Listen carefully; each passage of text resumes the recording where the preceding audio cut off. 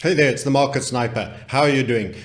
Why should someone even click on a video that goes over an hour long? I'm going to give you the quick executive summary of this video so you don't have to watch it even, although I think you might choose to. I'll tell you why I'm doing this. First of all, in a pursuit to always become better, I insist on reading in the mornings a book. And we don't read books, we study them. We write in them, we dog-ear them, we scribble notes of personal reference. That's how you grow. I don't tend to read Harry Potters and things of that. I'm into self-improvement. The only fiction I'd read is if it's something that has some relationship to reality, such as 1984 or Brave New World. I might have an interest in those. But everything else, self-improvement or focused on the history of our world and the great leaders and things that have occurred where there's been real developments. So every morning I read, and this particular book is around exactly that topic. In fact, I will show you the book. It's Atomic Habits. Atomic Habits. There she goes. You can see bits of paper, footnotes, and everything written in it. It's written by James Clear. So this is not a book review. This is the things I take out of the material I expose myself to make me better. Now, I'll give you the executive summary on this book and this video right here in short form, and you'll be done in a flick of a switch. So first of all, you want to know what this book is about? It is about the fact that you, right there, look into my eyes, yep, I'll say that again later on in the video. You are, in fact, the sum of the habits that you have compounded. Everything, physically, weight, strength, weakness, leanness, you name it. You are the sum of that. Then spiritually, then financially, and everything else. So your habits and that which you are compounding with time are the outcome that leads to you in terms of everything about you, both personally and around you, in terms of the things you will have surrounded yourselves in terms of material possessions, etc., etc. So the book says, rather than try to overwhelm and overawe your life with a whole new set of sweeping changes, make very small changes, ones that are easy. Choose battles you can win. Don't get demoralized. If you're overweight, waking up and saying, I want to lose 15 kilograms, it's kind of like a tough ask. It's not something you're going to get easy feedback on straight away. Much more important is you do a couple of small things and introduce them one at a time. I call them the sub 2 minute, anywhere between 30 seconds and a minute and a half out of your day. At that level, I don't tend to moan about my time, especially if I think that they're for the greater good. So an example of a micro habit that I do, for example, would be hydrogen peroxide diluted with a mix of water in the morning, wash my mouth out, spit it out. That's it. And I give you more detail in this video about a lot of mini habits that I've taken personally on that are biologically better for me, that deal with specific aspects that are unique to me, but that would be very potentially useful and transferable to yourself. So start by doing one thing very small, like the bed make story that many of you have seen that became really popular. An admiral in the military, the Navy, suggested that everyone does. So you start with a small, easy victory. Choose small, little gains that you can compound. And what this does is it makes them easier to stick to, because they take a small amount of time. They don't truly make a big difference to your day in that single day right there and then, and it's easy to incorporate. That's important because you're going to inch your way to progress rather than quantum leap your way. Everybody overrates the value of a quantum leap. Very few people make instant quantum leaps in progress, and most people steal their way by millimeters on occasion. But the key thing is the compounding effect of that and the time value. When you add compound interest, the most dangerous, I would say, tertiary extraction, Warren Buffett called it the eighth wonder of the world. when you add compounding with a small increment, if I'm charging you all 0.25% on a micro loan I've given you that you've taken out, in actual fact, over 10 years, I'm getting real rich and you're probably getting pretty poor. You end up working for me. So this is the key element of compounding over time, really smart, positive micro effects. So make them easy to stick to. That's something else we'll discuss in this video.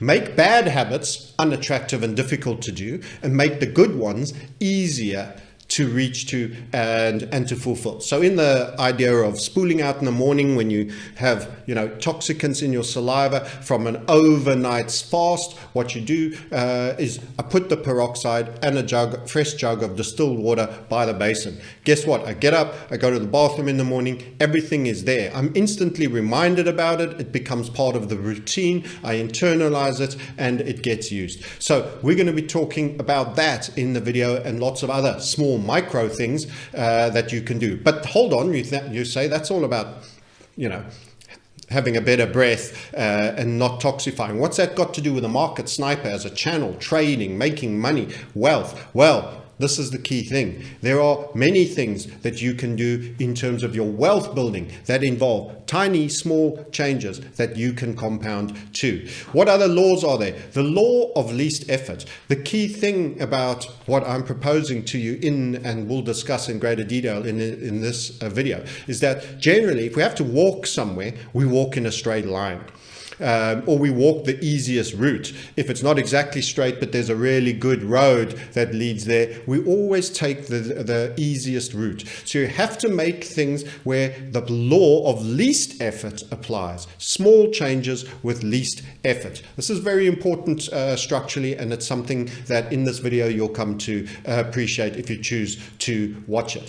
Practice over planning. So this is the scenario of if you're building wealth in trading, you have to do lots of instances of events. Now, that goes against sometimes one of the protocols of being selective. However, if you do it with very small money and you are practicing a technique, you will get accelerated learning. Many of you will have heard of the Malcolm Gladwell books and the 10,000 hours to competence. So the faster, the Beatles played non-stop in the equivalent of what was a whorehouse, providing, 18 hours of music. They became consciously competent, then unconsciously competent, to the point that they were literally could be having a cigarette, playing the notes, talking and consistently jamming. This is familiarization to a very, very high degree of detail.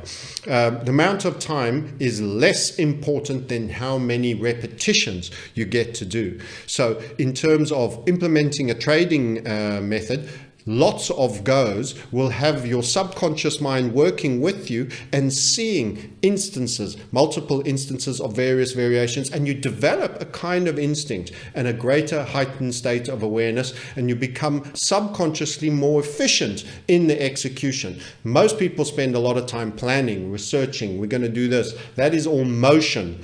Motion is the prelude, almost foreplay to eventually doing it. It's researching, starting a diet. It's not actually sitting there and eating a salad with olive oil and preparing a Mediterranean meal.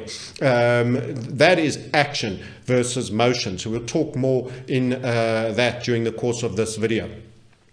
In fact, businesses that are successful, they themselves are a never-ending quest. So this is the sole purpose of businesses that are making money, is to be a never-ending quest to deliver the required outcome or a better outcome in an easier, more frictionless way. So businesses want to deliver you your outcome that you're accustomed to getting in an ever more frictionless way. So make it easier for you to do really simple things. This is the whole principle of business. I mean, if you think about Alexa, and why people actually buy these goddamn things. One person was actually questioned about that. Why did you buy Alexa? He said, well, instead of having to get my device out and go to my rock and roll playlist and then select a song, by the way, he's sitting on a device that has all his albums that previously would have had to have a cupboard full of records, go and find, properly have them under A, B, C, D, E, and F, search and find the album, take the LP out, put it in a spinning clock, carefully drop the needle without scratching the surface, and then he could play the required song. Nowadays, you've gone right the way through cassette tapes, everything all the way into having all your music in a searchable MP4 player. And now one more level of friction is being removed. He walks in and he says, Alexa, play my rock playlist. He literally says the command, and that is a reduction of friction. Now, in terms of what we'll be putting to you, learning a skill set in an environment where you can do it with others, that reduces all the clutter of technical analysis and that not efficient, the clean lines. You know, the Japanese became more efficient than Ford, and when they put all their workers and they removed everything around there except that focused on exactly that which they had to do. They even stopped them from having to turn left and right. Everything in terms of tools, what they did had to be in close, easy grip. In short, they were just entirely focused and everything else was stripped out. Imagine you could do that on your trading and investing skills. Remove the noise, every method, Joe Smo, this indicators, all of that, and just get a stripped down clean. We're talking the IKEA, the Scandinavian clean lines room of just what you need to be successful in investing and in trading. And imagine, instead of having to be the only guy working, like if you're a carpenter and I told you, build me a town, who's going to do the cement mixing, who's going to do the electrics, who's going to do everything? You now have a community of eyes and people. This is the key thing that I'm going to be illuminating for you and your wealth habits. What kind of habits do you have in terms of wealth building? What are you doing towards that? How can you compound small key habitual changes that over a long term truly quantum leap you? And how, via being in a community of like-minded, you can have eyes on the front even when you sleep, and how you can have a system that you can even exploit an entry while you are sleeping and an exit. I have had trades that have been entered while I'm asleep and exited while I'm asleep that were brought to me by community members. This is what you're going to find out in the video. Plus, you get to see me fall off my motorcycle in the dirt later on. So if you wish to proceed, please enjoy. The book, again, was James Clear, Micro Habits. Whether you choose not to engage with us by clicking the link, the first link below, go and book a call, have a chat about your trading investment. There is no requirement to do anything. I've never bullied anybody to engage with me, and I never intend to start. Plus, we give 14 days back, even if you decide it's not for you. So book a call, have a chat on the link below. The book, again, Atomic Habits. One of many things I am learning and reading from daily on the continual exploit of becoming better at better, not only at my personal training, but helping others to get better at their trading and investing too. With you as a potential member of my community member, we can go further and higher during this course of the year. Enjoy the video. Catch you next time. Bye for now. Morning, guys. How are you doing? Gonna try an experiment today. Yep. So, gonna talk to you about trading habits for life that apply also to building your wealth in investments and trading. That's right. So, reading a great book on micro habits. So, what's the fundamental one-line summary of the book? For the lazy, you all need to read more. Switch that TV off and read more. But here's the one-line summary for those that are finding it hard to get time to read more. Even though I'm telling you and cajoling you to read more, here's the one-line summary. You, that's right, you, I'm talking to you. Look at me, into the eyes, fantasize. Same guy, that's the same guy. You are essentially the sum of the micro habits that you compound. All your outcomes, your physical being, how fat you are, how slim you are, how strong you are, your mental being, how positive you feel, how aligned you feel, how focused you feel, all of these things are in essence an aggregated summary of the micro habits that you are compounding. You are a sum of the micro habits that you are compounding. That's right. And that's the summary of the book. Now, there's much more to it than I've just laid on, because there's all sorts of techniques in terms of how you lose bad habits because you have plenty of them, and how you regain and replace them with good habits, because that's the whole point of this. Changing your outcomes. That doesn't mean I'm talking to a bunch of losers right now. You're awesome people just by what virtue of watching this. By picking the title and clicking it, you're already in the top 30%, I can guarantee you, and possibly in some instances the top 10 and 5, maybe even the top 1, who knows, some of you will be. But that's not important about that number and ego. That's an ego position. We don't want to be focused on ego. Wherever we are, we want to go higher. You could be last in class and you want to be second last, just not to have the dunce cap. Fine, that's progress. It's all progress. So, what are we actually talking about? We're talking about making changes to your life. Now, one of the most intricate and important changes that gives you an immense sense of comfort is improving your wealth. There's nothing like having dollars in the bank account,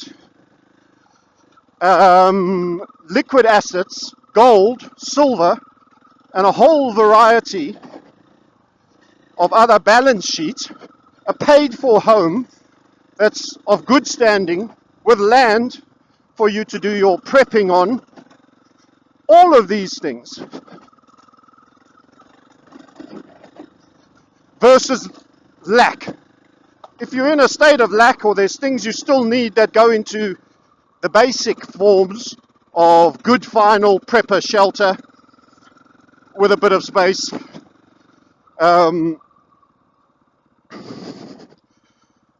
cash in the bank, not too much, keep some of it in notes, obviously, you know all the things I say, reset,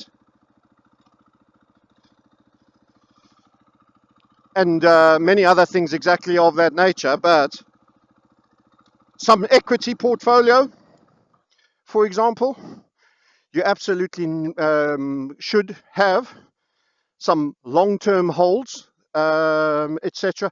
So how do you improve that? And the game actually is micro habits. Small, minuscule change. First time taking the Husky out in a bit since I had my wee fall on my e-bike, not the motorbike. Actually, it's a lovely bike. So you want to improve at a very, very tiny level and compound. You see, big changes are hard. Most people that set out to make a really big change give up disgruntled and demotivated. And they're actually psychologically worse off for trying because they feel defeated. That's not an excuse for not trying. Please bear that in mind. But conceptually, what you really want to do is you want to make a really, really minuscule change that you barely notice. I'm seriously talking in small changes that add up to 15 seconds in your day, not even a minute. You start there. So a couple of micro habits that have got nothing to do with wealth building, but may indirectly in time have something to do with just being biologically better, which can actually contribute to you making better quality decisions, both financial and others, that you could do, for example, is, and I'm going to give you some examples of the small micro habits that I've introduced into my life. Wake up, make your bed. You've all heard that one. First thing I do, peroxide. Tiny sip of peroxide that's already 6% diluted. Please bear in mind this has to be diluted. It's an acid, but it is also very healthy for you because it has a double oxygen in it, but not if it's taken in too concentrated a level, with some water. A major rinse and spool, because you toxify overnight. Your saliva is full with things you should be getting rid of. You have mucus and phlegm coming down out of your inflamed sinuses, where the pandemic inspectors shoved their nasal rape tools up, loaded with luciferase and everything else, and heavy metals and contaminants, etc., etc. So you spool with that hydrogen peroxide, push it through the gaps in your teeth, swirl it around, washing machine style, spit it out. Then rinse, spit it out. Now I've actually added more on top of this, but that's just one micro habit. Now, how long do you think it would take to introduce that to you? That's an extra, I call it, maybe it's not 15 seconds, call it a 30-second change. You're no longer retoxifying something your body is eliminating as a toxicity. That's a simple biological change. It's not a trading and investment change we're talking about now. We're talking about one simple thing. Then you take some coconut oil. Also, you keep it in the same bathroom. So why do I talk about all these things being kept by your basin? Because to introduce a new habit, it has to be easy. You mustn't have to think about it. So all the layout has to be there. The first thing you do when you're going for a pee in the morning is you see this basin with a peroxide and the coconut oil. You can't forget it. You can't forget it. And in fact, I sit down pee, not because I'm transgender, because I gather my thoughts and I take some time, and I don't want to spray all over the place and have to concentrate too much while I'm still half asleep. And I have a squatty potty step. Listen to this.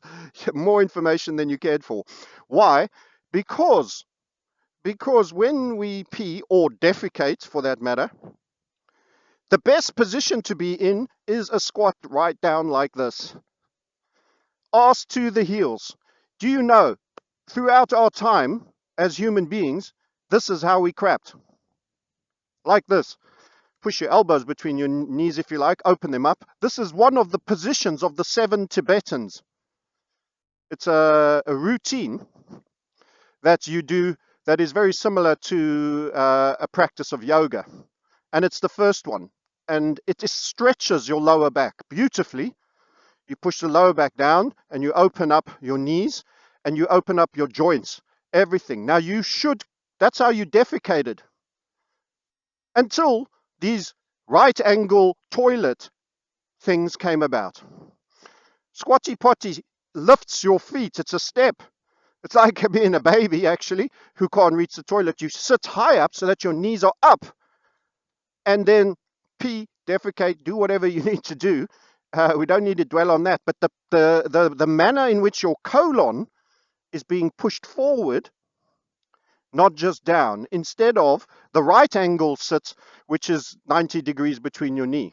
So sit down with a squatty pot step, which is sitting there. You have to use it. It's in the fucking way. So while you're doing that, you're spooling with your peroxide, which once you're done, finish peeing, and you spit out, you'll have the coconut oil next. The coconut oil gives a very pure coating also to your teeth. So many people brush, but their breath still smells. Peroxide is a real acid. You get bacteria fermentation. Sometimes you can't get to it with the teeth. Also, I have one of these super turboed battery driven toothbrushes, and after a while your gums get a bit too sensitive. They're too full on. You might only want to brush once a day at night, but you need to do something for your saliva and your cleanliness, so you floss and you spool in the mornings. So those are a couple of things that you can do to stop retoxifying stuff that your body's attempted to do. The worst thing you can do is drink a glass of water and knock back all your dirty saliva that is overnight, where the yaks have slept in your mouth and left all their hair and all their defecants in your mouth. You will drink water. That's coming next.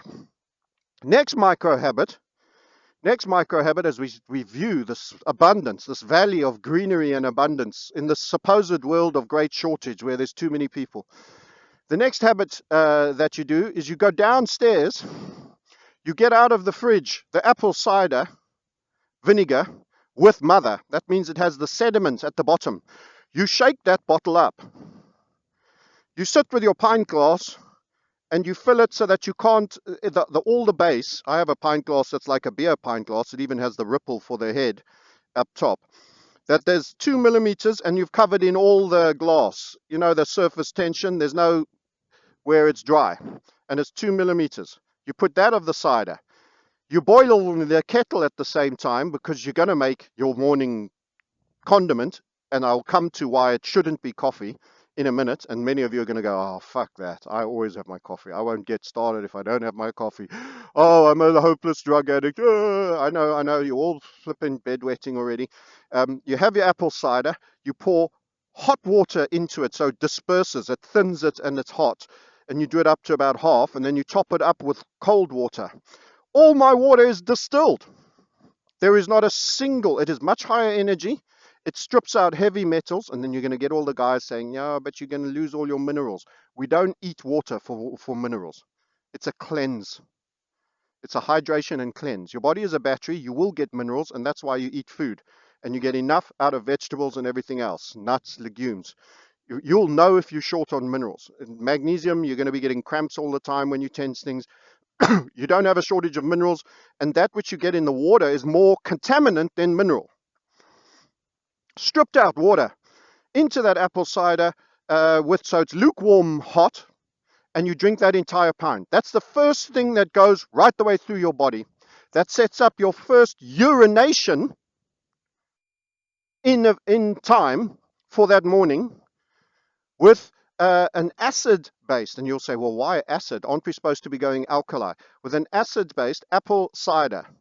It cleanses your kidneys. So overnight, it is break fast, your first meal of the day, which I suggest you push out so that part of the morning is still continuation of fast, just cleanse. So it's called break fast. So these are micro stacking habits. You down your pint, your kettle is boiled for your other drinks. I'll talk to you about what I do there. You pee pretty soon. And you try and make the morning yours. I read in the morning, no devices. No fucking devices. For the third time, you do not touch or sleep with a device in your bedroom. Especially as all new devices are 5G, are frequencies that are designed and at a level to fuck with your personal frequencies. Why no devices? Interference. The shorter the wavelengths, the more accurate and powerful they are, the more they interfere with your battery, which is you, made up of water, minerals, as already mentioned, frequencies. They disturb your frequencies and probably, I suspect, keep you at a lower level. So we don't want to do the whole 5G conspiracy and any of the mobile conspiracy stories. It is established, and I have a tool that measures. And I've gone to a mobile mast over there that you might just see in the distance, that tall mobile mast over there, and I've measured. Outside where I stay, between 500 and 2,000 units gigahertz of measurement of radiation. In direct sight, the houses, 80,000 on that mobile mast. That vertical structure has gone and pumped something 40 times for the houses that live right on it. If you want to improve your chances of cancer, etc., etc., etc., interference, inflammation, inability to heal, all of these things live within the fallout range. It's actually lower, directly under the mast because it projects out than the houses that are 300 meters away. So I do these measurements. This is not fake science. I have the tool. I'm not got on it today. We're going for a bike ride. And as you can see, I failed to carry. Do I have a spare battery on me for the GoPro? Let's have a check. We might be able to do a pit stop. Anyway, so we're talking about devices not in the bedroom. Fuck, it's a relationship killer, mate. Let me tell you, it's an absolute relationship killer. So you're a dude, you come to bed, and your missus is playing a game on her device, in bed. Lights off and her face is all lit up like a boogeyman playing a game. What do? You respond in kind. You start checking fucking Instagram, the Instagram whores that do butt exercises. You start checking your Facebook. This spoils your quality of sleep, makes you more restless. So people go to bed later until they've flipping exhausted that even these stupid stimulants of dopamine can't interrupt your sleep. Keep the devices out of your bedroom when you sleep, well away. Unplug. Have an internet that you unplug at the end of play of that day. I respect that you work. Unplug it when you've had your dinner, you've watched your documentary about the control structure somewhere, not some shit TV. Unplug the internet for the entire house.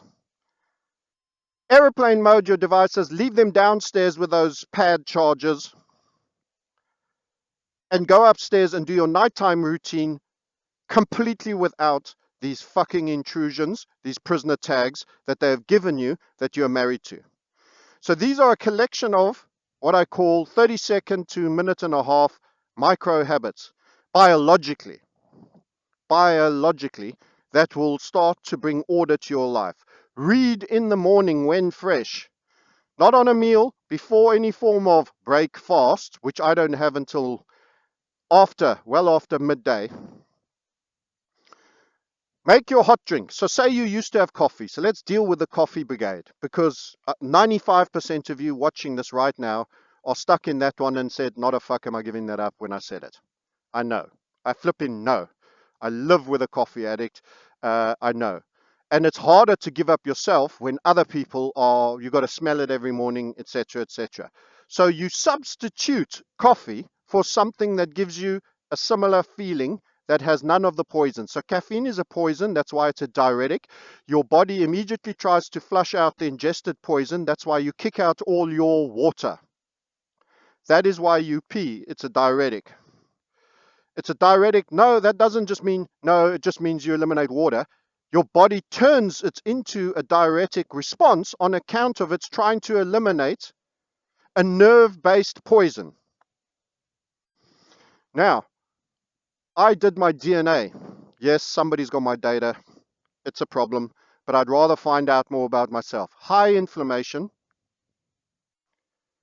slow recovery from workouts, higher tendency to soft tissue exercise and damage, high caffeine sensitivity, high salt sensitivity. So I was on the high side of salt sensitivity. I add no salt to anything. We get plenty salt. With one exception, I will tell you now. Then you have the high tendency to inflammation. We all need to pretend that that's your case. Both my parents died of a cancer. If I took the jibby jabby jabba jabba walkie walkie, I would be gone with a cancer in 6 months. That would just inflame. Inflammation comes easy to me inside my body. So I have to eat more green-based. Here it is, right here in front of you. I need to eat very low. I need to eliminate toxins and heavy metals out of my life and existence. I need to do all of these things more so than average. But so do you, even if you're different. And I can tell you, as a caffeine sensitive, as a problem processing caffeine, it's like crack cocaine for me. But for you, you don't have it that way. You just process it better. But it's still a stimulant. I'm just the extreme edge of the curve that gets to see it the fullness of its potency. It's a nerve-based stimulant, and it spoils your sleep, even if you take it early in the day, because people say it takes, oh, well, it takes 3 to 6 hours to process it. Well, you're reducing your fluid. What else does it do? It takes the juice out of your joints. You know, the cartilage in your joints age faster because they're like rubber, and they have a degree of oil, slick, and moisture in them. That's how a joint moves. Keep taking caffeine, it reduces the oil, the slick that goes with your rubber cartilage. Cartilage ages better, dries, fractures, breaks faster. You age quicker, your skin ages quicker, everything ages quicker. Caffeine should be eliminated. So what do? Cacao, a natural mood enhancement, added with chicory, which is a coffee substitute, tastes exactly like coffee without the caffeine. Amazing. Full of inulin and healthy ingredients. So you put some chicory, some cacao, a touch of cinnamon, because you're going to put some honey in there, or coconut sugar. So you want to reduce the sugars early in the morning. You generally want to reduce all the sugars generally. But if you need some sweetening, if you're a guy who has a coffee with at least 2 sugars, you're going to need some sweetening in your chicory replacement. I have a sweet tooth, so I've got a lot of the bad shit. So you take honey, which has a lot of nutrients, but is quite a high glycemic, or you take coconut sugar, not quite the same nutrient profile and benefits that you get out of the honey, but a lower glycemic engine. Coconut sugar. It's not the same as cane sugar. It's not the same. It has a lower glycemic response. So you take your coconut sugar, your cinnamon, your cacao, and your chicory, hot water. You can spoil yourself if you want, which is what I do, and I have thick cream. It makes it so rich and smooth, and we make almond milk. Every day we make almond milk, and you're thinking, not a fuck will I do that. I also thought that. It is so easy. It is so freaking easy, and it is so nice, and the coffee tastes better, not worse. You know these substitutes where everyone says, yeah, it's the same as, and you eat it and it goes, it's not the same. It's always shitter. It's always less good. Let me tell you, this is better tasting than your current cup of coffee. Distilled water, cacao, cinnamon, chicory, and then I put turmeric, and you don't even taste it, but it gives it that little bit of spice and warmth. Cancer-fighting turmeric powder in there. I actually add a little bit of creatine. You shouldn't, many people say hot drinks, it doesn't work as well. I take it, I think you get plenty of it. It's bioaccessible, but that's just me. I don't expect you to go with that one. So you'll have an almond milk. How do you make almond milk? A handful of almonds, like literally 12, not more, in a pot, left overnight in a small bit of distilled water like that much distilled water. You leave them. They bloat. They shed the tannin that is around the almonds. So you get like this brown tea type thing. You strain it off. You have these bloated almonds. You drop them in your blender. You add some hot water and some lukewarm water. So it's just a bit warmer. You don't want your almond milk to come out ice cold. And you blend the first bit in your blender, bottom of the blender, you just crush the almonds. Once that's properly crushed, you add more water, and you've now broken all the almond nuts up and open, and you blend a bit more. And you'll have 2 cups for you and your missus of beautiful almond milk. The almond milk you buy is full of maltodextrin, all other additives, and often only has 8-9% almond in it. Ours is distilled water and almond. That's it, 100%. So you then take from the pot, and as I say, you strain the pulp out with one of these things you can buy on Amazon, but other better retailers are available. But it's like a mesh bag. You strain it out, and you have the nut residue. You put that in your compost heap, but you squeeze it all out while it's still quite hot, and you have a pot of warm milk. Looks like milk, tastes better than milk, is almond milk. No additives. There's your coffee substitute. You will love it. You will have no caffeine buzz, and you have just added some micro habits slowly. But if you try to do all of these in one day, it'll be chaos because you don't have the habits, you don't have the tools, you're not going to do it. Add a micro habit every week or 2. Start with the peroxide and spooling in the morning. That's it. 2 weeks, non-stop. Just get it. Nail it down, nail it down, nail it down. Keep repeating, keep repeating. Now, I'm here to tell you, if you can see the value of this and doing each of those things and slowly adding till you get to the point where you have the amount of micro habits in terms of a morning routine that I've added, which includes reading at least 1 page. You can't not read. And it's amazing, when I have less to read, I see more insight in what I read, but I have to read every morning. So I'm always buying books, and I'm always stacking books, and I'm slowly picking them off.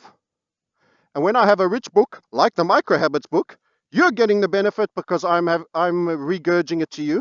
I'm getting the benefit because I'm teaching what I seek to learn. And I'm reiterating, and I feel a fraud the minute I deviate. So I try and generally succeed not to, and do exactly like I say. Yep. Now imagine, I brought to bear all these micro habits, all of these things, but I gave you and showed you the micro habits for trading and building wealth. And you started by adding 1 30-second to 1.5 minute habit every 2 weeks. If you're slow and lazy, every month. And you did just that one thing that you added to your routine. Otherwise, you carried on same as. Imagine. And then a month later, you took another sub 2 minute habit and you added it on. And the key thing, let's ride. The key thing with adding habits is they have to be simple and easy to do. And you want to, in the same time, eliminate habits that are stealing your time, like watching 2 hours of shit TV every night. Getting to bed an hour earlier, watching one health-based documentary, life improvement, self-improvement based documentary, writing down habits or plans for your new life, because you are going to get a new life, guys. Let's be clear on this. You're going to get a new, higher quality, better life.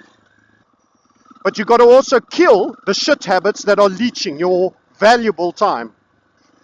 Imagine where you would be physically, mentally, and at a wealth level. Because now you're going to start incorporating valuable habits into your wealth building. So business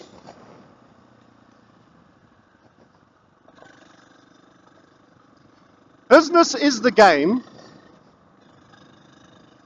of making outcomes easier for people. I'm going to say that again because there's some insight in there you're missing. A successful business is in the game of making outcomes easier. So let's give a couple of examples. Why do people have Amazon Alexa in their houses? Why? I mean, why? With all that us conspiracy theorists say about what it does, why do so many people still do it? So if you ask someone who has Apple Play or Alexa in their home, you say, why did you buy that? They'll say, well, instead of having to get my device out, search for country music, and find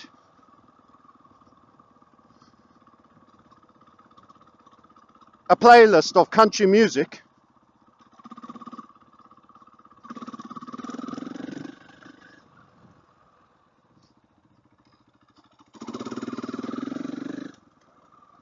instead of having to do that, I just walk into the door and I go, Alexa, play me country music.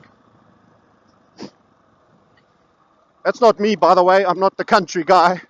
But hey, everybody to his taste. I don't judge. In fact, There's some good on somewhere along the line, but that's not the point. It's the absolute ease that he no longer needs to even touch his device and look for a list. Imagine that. You're talking about a device that stores your entire music collection that's been made so easy for you. Remember, we were albums and records and putting on a record player and then dropping the needle carefully so we didn't damage the LP and all of that stuff. That's my generation growing up. Then the cassette tape player, all of that. And then we went to MP3s. You have all your music in one place. All you have to do is search and play. And they pay for Alexa.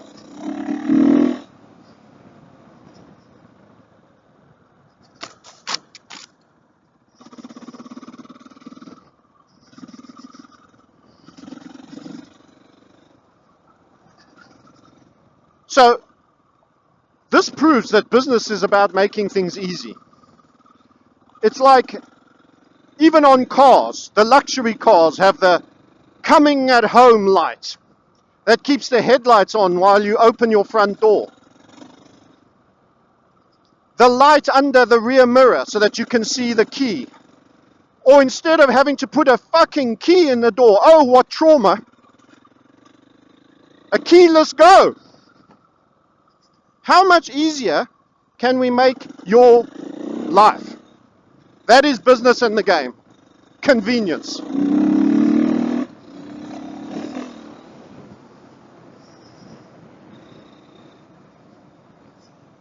So,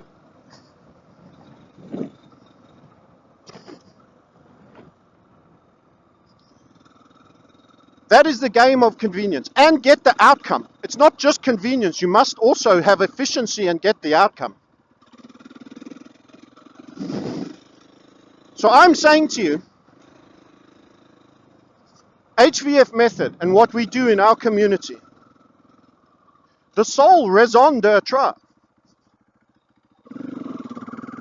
is to make building wealth, investing in equities in certain areas more efficient and easier to do. The Sniper Circle community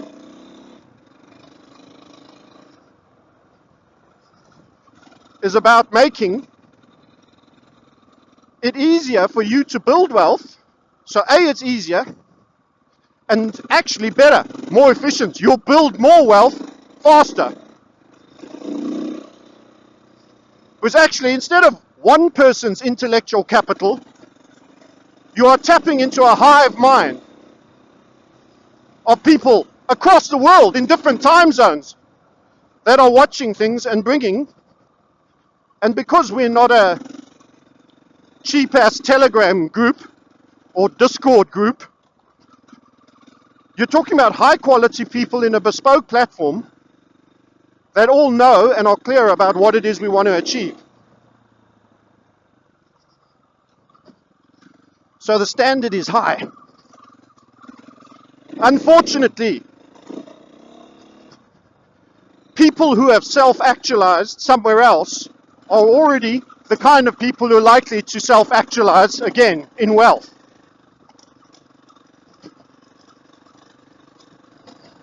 People who spend nothing on their growth often have nothing or very little. You can bootstrap only so far. When you want to be in quality, if you want to sit with the billionaires in their private cigar club talking about insider information, you probably need to be at least a multimillionaire yourself. And you need to know a lot so that you can't look a fool in the discussions. Because billionaires will smell a fool.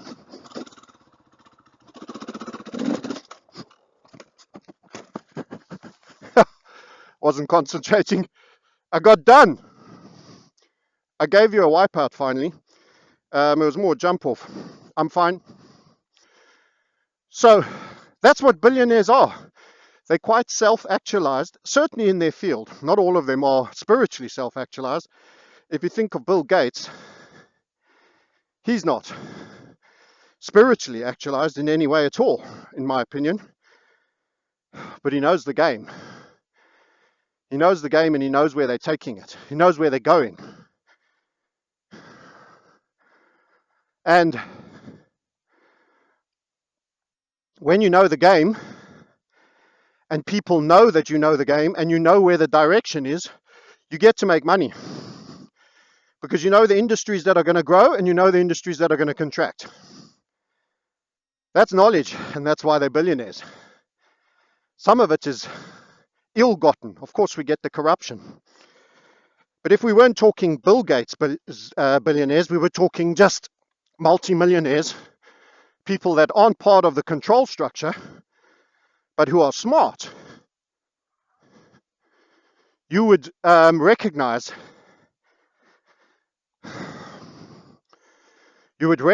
their wisdom and their understanding. They didn't become that way by accident. So high quality people, it was such a stupid place to fall. That's the difference when you're not concentrating. I didn't want to ride the camber, so I decided to cross the water thing, and I crossed it at perfect wrong place with a rock. Just stupid. Anyway, glad not to have. I've not got a motorcycle helmet on. I've got my e-bike riding helmet. That's why I've also been riding kind of slow, because I want to use the camera, which of course we're now on.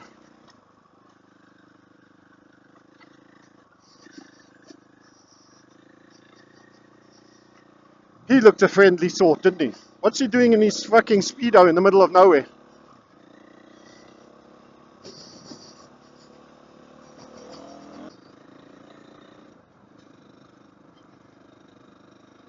You can learn from the micro habits that have been distilled into a process that someone else has done. I'm spending money on courses to learn things all the time by people who have taken the long way around to learn them and are giving me the compressed, fast-track version.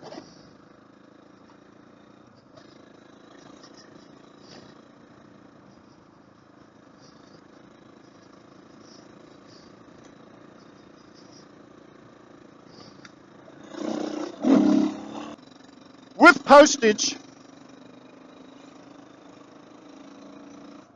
and even the couple of minutes charge out for your time for buying it on an internet website, let's say it costs $50, the book's 15 or 20. I don't even know what I paid for it. It's not meaningful.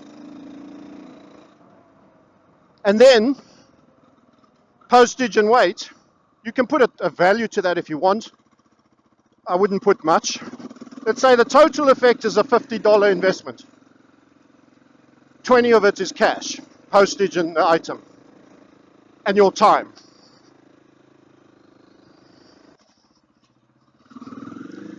If and when you do that, the value I've got is huge. The value is, I would say to me personally, is 1,000x. And a lot of it is stuff I already know, but it's about bringing it all together, recommitting and doing it and getting organized. And you need to stop, take time out every morning and read. And I'm not talking about economic articles on your social media for your trading and investment. That's not what I'm talking about. Read. Not news flow, not even a cheeky little report. That comes later in the day. I'm talking about reading for personal development.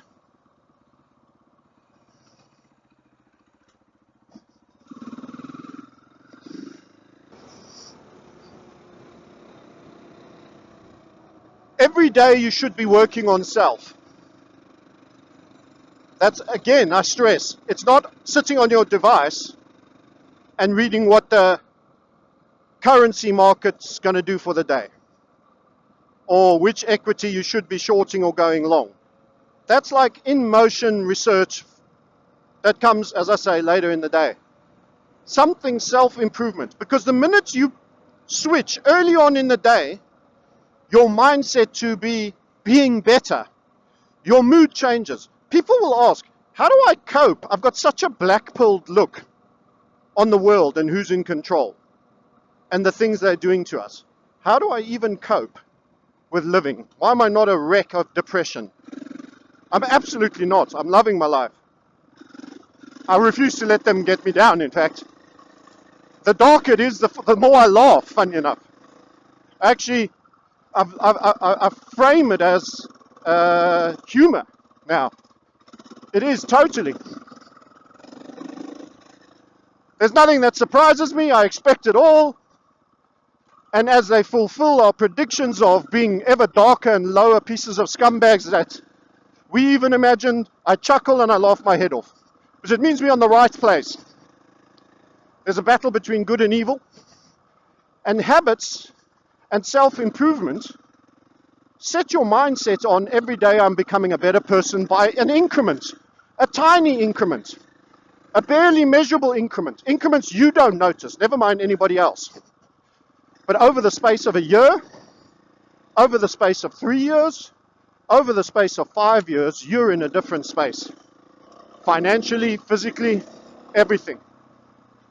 In fact, I'm going to start doing some enduro training. I want to be a better rider. It was quite a pathetic little fall, mainly out of lack of concentration, but I still want to be a lot better rider. But I mean, even silly things like that. But health and fitness, looking after your spine, the search for Kundalini, your essence, your journey of spirit, your self-actualization, these are big things.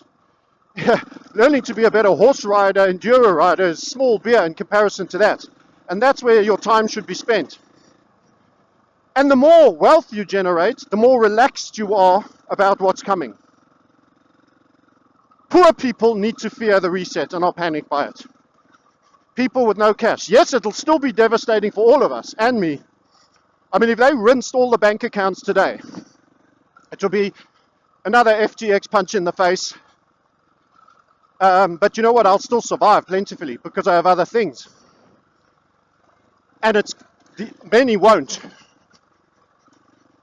And I want to be better and more. It's not like I'm a big swinging dick. I'm certainly not, compared to many other people. But the point is, advance it every day.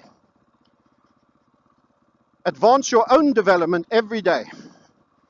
An extra bit in the cash vault, an extra bit in the gold and silver, an extra bit in a privacy token, an extra bit on your prepping model in terms of food, an apple tree planted, an avocado bush, a goat, a chicken, laying chickens or hens. All of these things will become aspects for you to personally develop.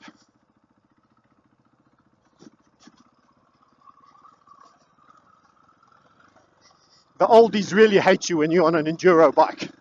It's almost like, yeah, there should be a rule, you're not allowed. I will not ride you over, old bullets. I'm too busy knocking myself out and falling over to want to involve anyone else in that.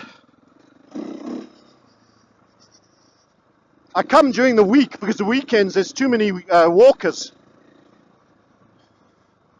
But you still find the pensioners out, the odd pensioner out walking, and then they truly dislike you. Or they're weary of you, let's just leave it at that. But hey, that's just fear. A definition of fear, by the way.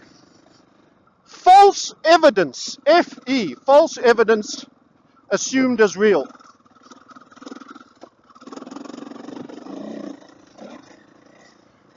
The mainstream media's main job is to keep you in a state of fear. Now think of what I just described fear as. False evidence assumed real. Now think about your March 2020 COVIDs, that was our oil short, gold long. Go and see our macro case study. Go and see the macro case study we did on that. This is seeing the future without knowing the future. HVF method did that. Shorting, PAA, CCL, oil, longing gold at the same time when gold pumped all the way to 2000, even despite a short dip in COVID.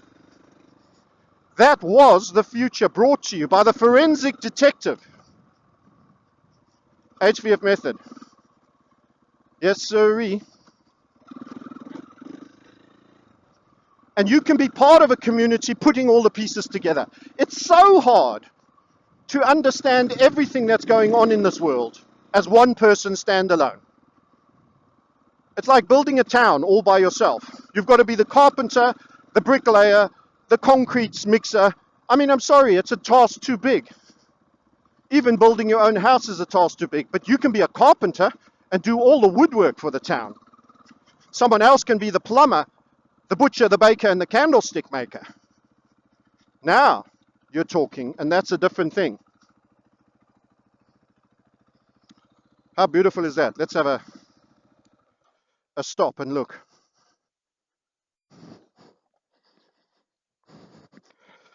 I'm pretty peeved by the GoPro's behavior. I always pack a backup battery, but they lose some power when you put them in the bum bag, as they call them in America. And then you have to take them back up to charge, and I hadn't replaced them after topping them up. I just had the one in, and I'd put the one that was in on charge right up until today, and it's like, nah, that's all I'm giving you, 10-15%. What the fuck? Anyway, that's the plight of a content maker. Multiple cameras, many of them not working, always having to have extras and spares, always having to find a way to put them on you. Look at this. What a beautiful sight. So micro habits in wealth building. Start learning what those are, because I've just given you examples in the biological area. You have to have rules. You never chase a market. We've got an amazing crypto that is going to, in my opinion, deliver an outstanding result, in spite of the fact that it's a bit lukewarm for Bitcoin right now. We've got an amazing equity that's going to do, in my opinion, exceedingly well, fairly soon on an ongoing basis for quite a while. A macro setup. We have an amazing FX pair. Unfortunately, other people have invested energy, which is money. Money is energy. And I can't give them all away. But I give some, and I do some retrospectives. Go watch the oil macro analysis. See how you can maybe, if you don't want to ever spend a red cent with us, see how you would yourself. Spot these things for yourself and try to do it all by yourself. Go ahead and have a bash. It's still worth trying. Better than not. But sometimes a community of eyes. You can't be the night watchman and the guard during the day. Some point you need rest. Some point you need to focus on food. Some point you need to focus on various things. And that is when, my friends, you need to know that somebody else is taken over and is making sure the Vikings aren't coming for you. Only nowadays it's not the Vikings, it's the Sabbatean Frankists. But I'm not going to go down that watering hole today, rabbit hole. In fact, I'm going to go for a swim on the beach, and we're going to ride there, and we're going to continue discussing this amazing topic, which is, whoa, don't fall off the cliff, Francis, which is pretty seminal on your development. Go buy this guy's book. I don't have an affiliate link. I don't care. Go buy it. Start making the difference in your own life. I'll put the title below. And don't read. Study. What's the difference between reading and study? I don't read books anymore. I don't read fictional stories. I study them. I don't do the fake stories, fiction really at all, unless it's 1984 Brave New World. In other words, there is a connection to reality. But study, that means you have a pen and you underline everything that pops for you, and then you put big circles with asterisks on very key phrases, and you skim, and if there isn't a summary at the end of every chapter, you write it. What were the 5 takeout points at the end of every chapter before the next one starts? What was the key learnings? And then you later read your notes on the reading. That's how you reinforce everything that you learned. That's why it takes much longer. It's not a race. Don't finish the book. Everyone picks up a book and says, I need to finish a book. It's like you're chasing a number. It's the same with gym and power lifters, chasing a heavier weight, chasing a bigger number of push-ups. I'm so tired of that aggressive, always outbeating. It's like this never-ending competition. You need that yoga concept of non-competitive, your practice. I've started doing less push-ups, making them harder, dipping in between bars, holding a stretch, super slow on the downside. I'm doing mornings now with 5 or 6 press-ups, but they're golden press-ups, and I can't do another one in the same form. Sometimes it's not about chasing a number, reading and finishing the book. Study the damn thing. Take a month if you're picking it off slowly but surely. Have a journey. Write it up. So many notes. A pen in your hand multiplies things that you write down as opposed to things you just read. When you read, you get a lovely notion and it pops in your head and it feels so awesome and powerful. Wow, that's gold, that's gold. It's gone. The next morning I talk to you, you don't even recall it. Underline it, write it, give your personal comment on when you felt that in your own life. Associate it to a case study in your own reading. Hence why I say, go look at our case study. I want more of those case studies. I want my community to participate in others, big ones, not just individual trades, but full-on ones. Because the reset community are going to keep bringing them.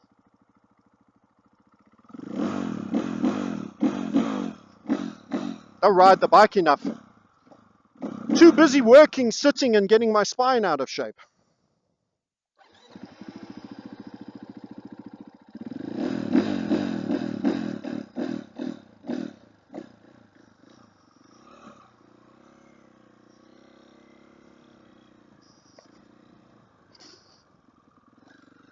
After my performance today, you would be right not trusting my riding skills this close to the cliff edge.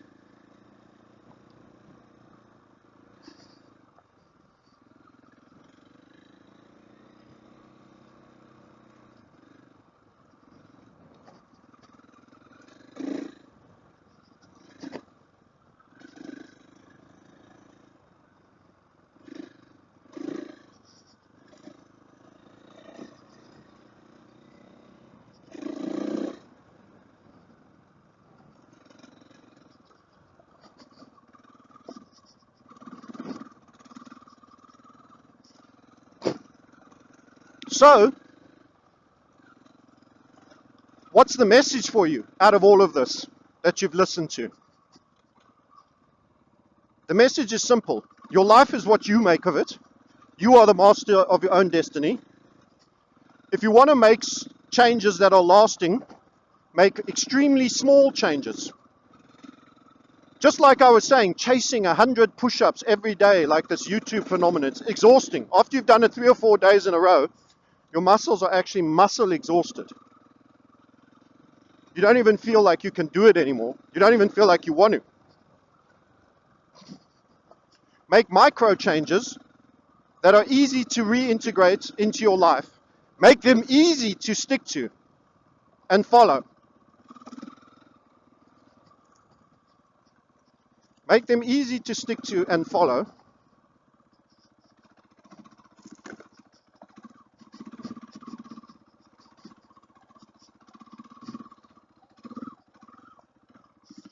Not sure this is the smartest idea I had.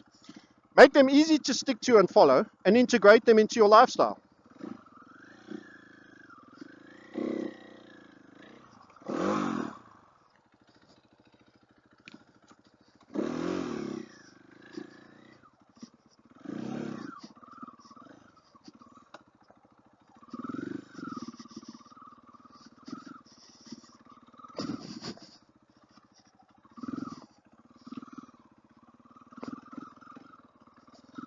And if you do that, you will slowly make a positive change.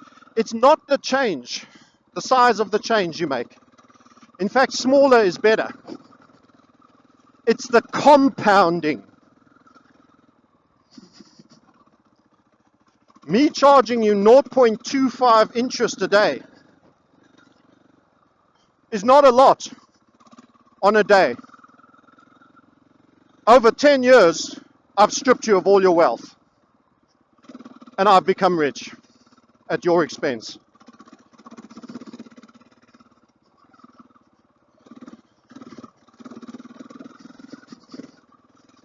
Small changes that are integrated every day. You are what you compound. That is time, something small, done consistently on an ongoing lengthy time period. You are what you compound. Everything about your life is what you've compounded. Right here, right now. News alert. Good, bad, and ugly.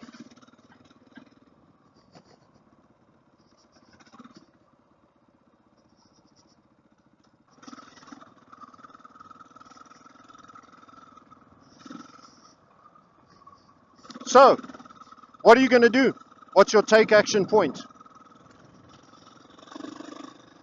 Do you want to work with like-minded people? Do you want to accelerate your wealth building in times when the opportunities are never going to be more out there and in your face? And the orchestration can always be seen because you just have to follow the money. And the charts are showing you what they're doing, not what they're saying, what they're doing.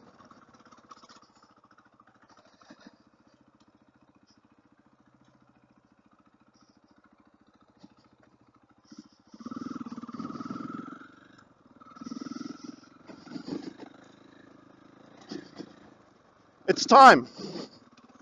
It's time to secure yourself a better existence. That's not to say I expect you to be having a bad one, but add, supplement, keep ascending. In spirit, in wealth, in everything. And you are also, apart from the compounding, you are what you compound, you are also the sum of the people you spend the bulk of time around. If you're surrounded by normies that think COVID is a bad pandemic and we all should be wearing masks, then you are not around your peer group. If you're watching this video, you're not around your peer group. And those people are not going to build wealth. Those are not truth seekers. Truth seeking is consciousness. The act of seeking truth is a conscious pursuit.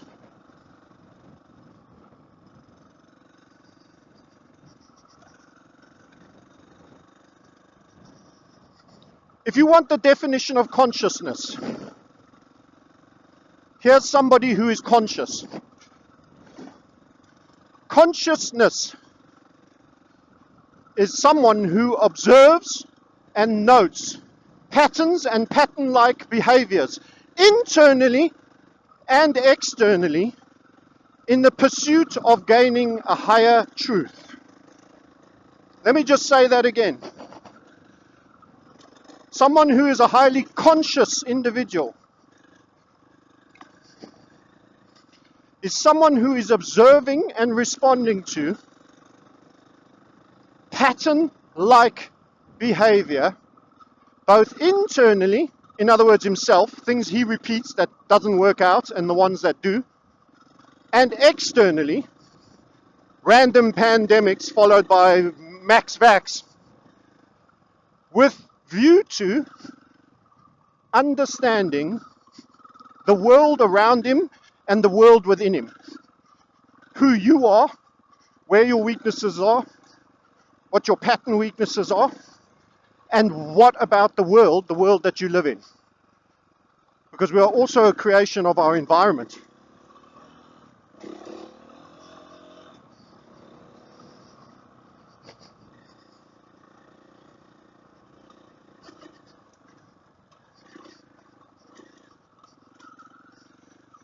That's consciousness. Normies and numbed out people who don't ask questions, that's why people say they're asleep. It's time for people to awake. I'm a bit sick of the phrase, though, wake people up. Only people can wake themselves up. If you have no questions about what's going down in the world now, you are unwakeable, in my opinion. You are virtually. No one is 100% unwakeable, but you are a slumber. You are deeply a slumber. And you lack consciousness.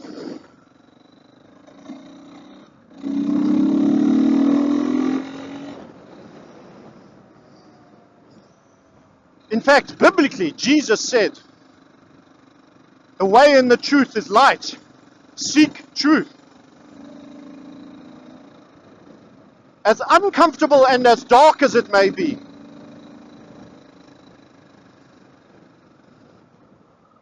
succumbing to Stockholm Syndrome and being too scared to see what's going down in this world is not a truth seeker.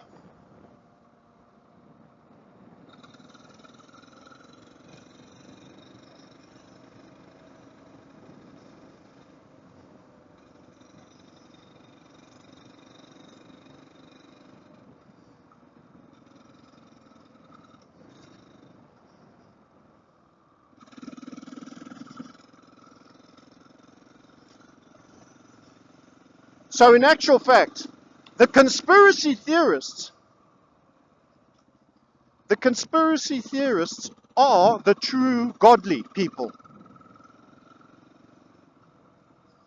Why the conspiracy theorists are the godly people? Because they are the pursuers of the definition of consciousness. To be recognized of all patterns, internally and externally, and to act thereupon. A very important point. And to act thereupon. To do something with that observation.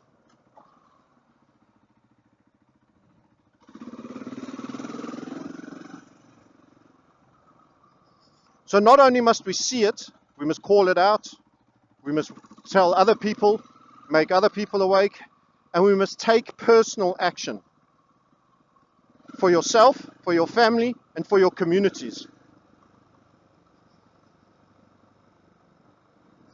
That is consciousness, that is divinity, that is godliness. In fact, all of you watching this are divine and full of godliness in you. That's the good news. I want to compliment you and say thank you, by the way.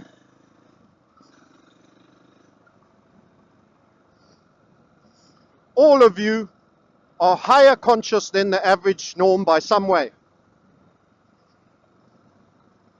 You are divine. So it's quite an interesting YouTube today because we're getting into spirit, we're talking about micro habits, and we're actually talking about trading and wealth building in the same sentence as we're talking about godliness. Following and understanding the charts is the pursuit of truth.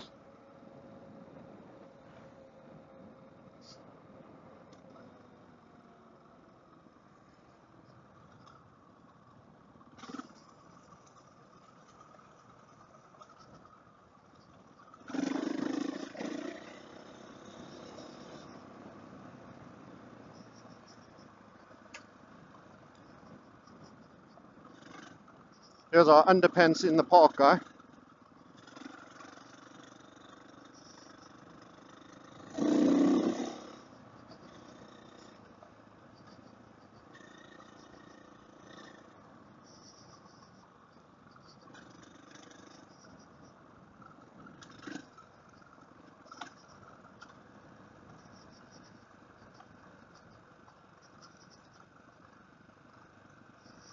Going to concentrate a bit better this time with my rain troughs.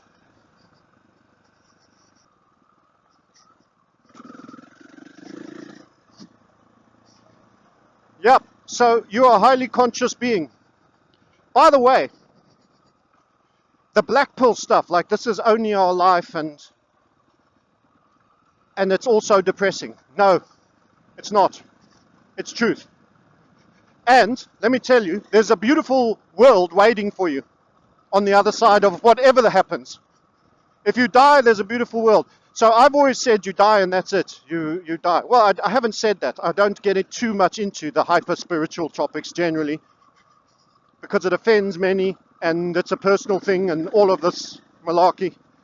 But if you talk and look at people that have had out-of-body experiences that have died only to be pulled back in, there's a common thread that all of them say. So this is not fakery and fuckery. There are many instances of people that had an accident, essentially died, and then let's say they resusced him. They say their spirit actually goes out of their body. You'll have an astral being or sense, a spirit, however you want to use whatever word which least provokes you or triggers you. And you see yourself. You go onto the ceiling and you kind of see the people working on your physical body. And there have been people that have gone all the way to the other side and actually met other spirits, deceased family members and friends, etc. Only to be resuscitated and said, it's not yet your time, you've got to go back. There's countless counts of people that have gone through this experience. Now, if everybody was on morphine, I would say, okay, you're having a heroin experience, you know. Opiates, it's just part of the DMT in your brain being released as you die. That's it, you know. It's there to counter whatever pain you're experiencing in being killed. Like an animal getting run over. It's such acute pain and suffrage, and at the same time that brain knows it's over and you release DMT. And you have a kind of pain and spirit experience. No, because people have come back into their bodies and they've all reported pretty similar things. They've had different experiences depending on their life and who they met.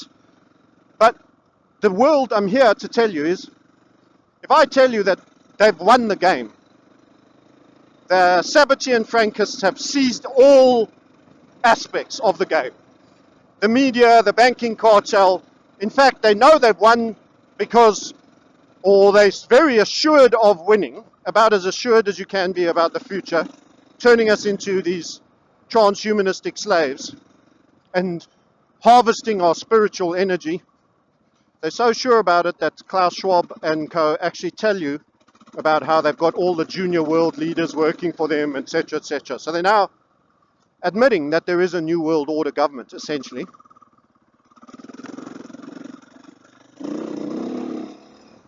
And that they've won.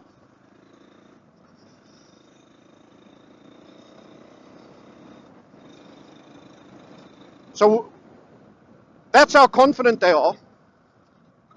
Never underestimate your enemy, I would say to both them and us. But you've got to pay heed to that. But they won't win the spirit game. Because your astral self, they have very little control over that. There is a spirit realm of bad spirit, I think, that exists just above our life. So there's layers to it. People who astral travel say you've got to be aware. There's some dark entities early on, you know, at the lower levels. But there was without doubt a spiritual game too. And your death, if and when it happens, it's not so much if, but when, I suppose, will be a spiritual experience afterwards. And you will realize that most of what you thought mattered here is not so important at all.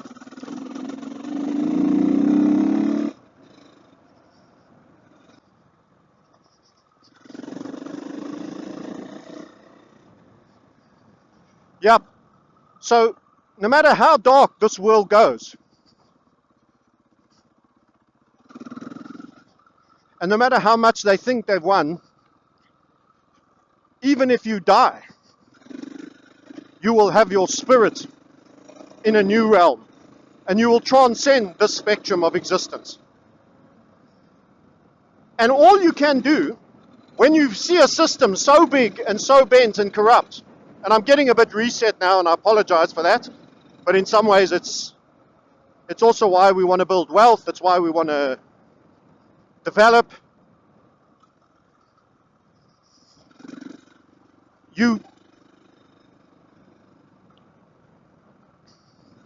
No matter how vast this network that they believe they have, it's never the end of the story. And you could have a dark period, because there's definitely a dark period this world and planet's going to go through. There's no way to sugarcoat this situation. We don't have sound money. We have global communism coming. They've captured all the countries' leaders. There's a pedophilic death cult, etc., etc. But it can self-destruct itself through its own evil. They can turn on themselves in time.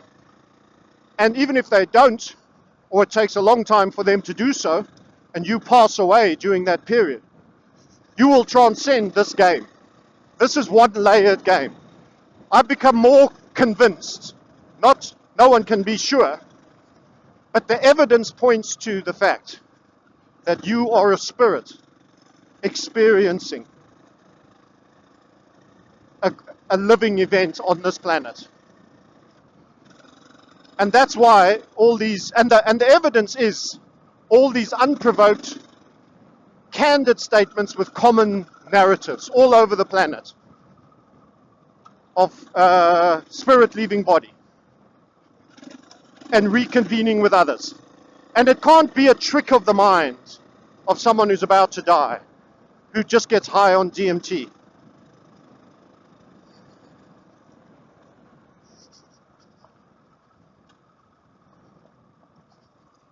It should be a brave man that said, all these detailed narratives are a construct of internal drugs. By the way, we've got a great reset video, and I want to encourage people to watch Eric Dubay, An Awakening Kundalini Spirit.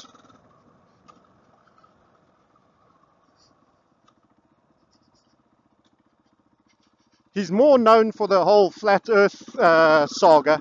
Take that in as you will. I don't want to get sucked into that one.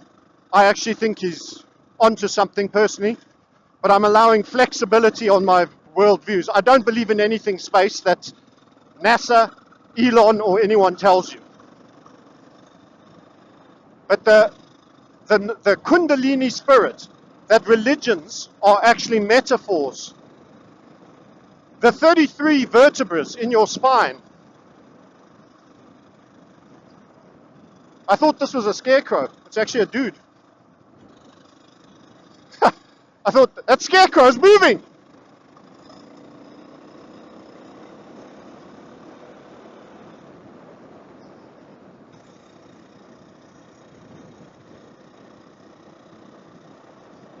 So the Kundalini, the study of the Kundalini is the serpent, the coiled serpent in your sacrum.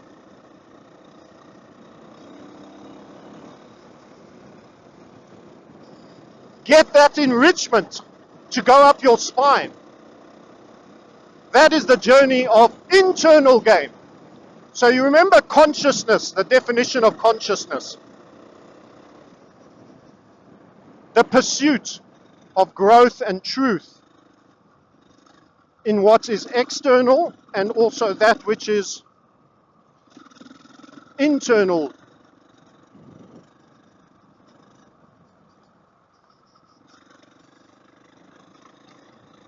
Pursue your growth of internal.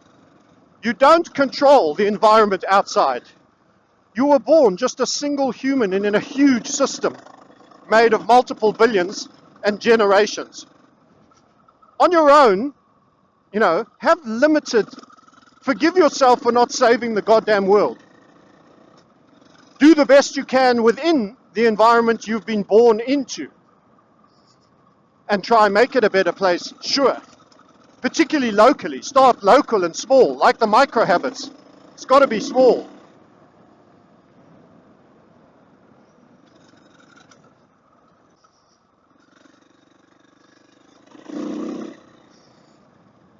But work on yourself. You don't need permission from anyone. And no one can stop you. And the pursuit of higher spirit, where you actually see everything as it is. You actually go from wanting to shoot Bill Gates, assassinate him, to actually feeling immense empathy for a very blocked spirit.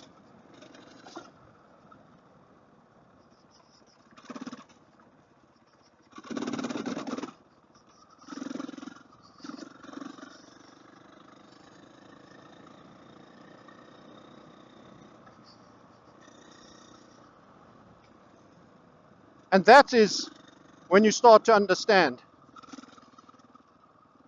and you see the energy that these people live off, the choices they've made and its consequences.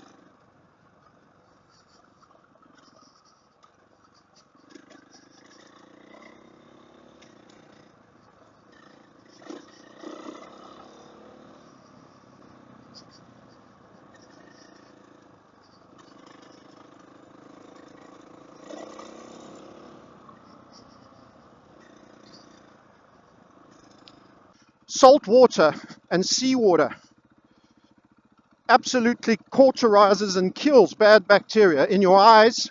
I look underwater, I get it, salt water in my eyes, I let it go up my sinuses. It rebalances your battery. You are a battery as well. It's ironic that they're using batteries to imprison us in the Tesla surveillance remote switch off cars. But we are batteries and you have the power. Time to unleash your power.